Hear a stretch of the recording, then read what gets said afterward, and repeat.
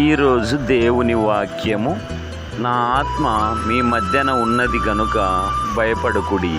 హగ్గయి గ్రంథము 2వ అధ్యాయము 5వ వచనము. తండ్రి, కుమార, పరిశుద్ధాత్మదేవ, స్తోత్రములు తండ్రి. అయా, నీవిచ్చినటువంటి ఈ వాగ్దానమును బట్టి స్తోత్రములు ప్రభువా.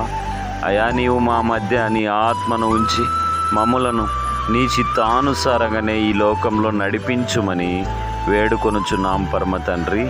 పరిశుద్ధుడా, సర్వోన్నతుడా, సర్వశక్తివంతుడా, నీ పరిశుద్ధాత్మ శక్తి చేత మమ్ములను నడిపించండి ప్రభువా.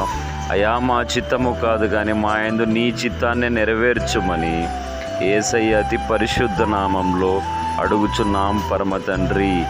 ఆమెన్.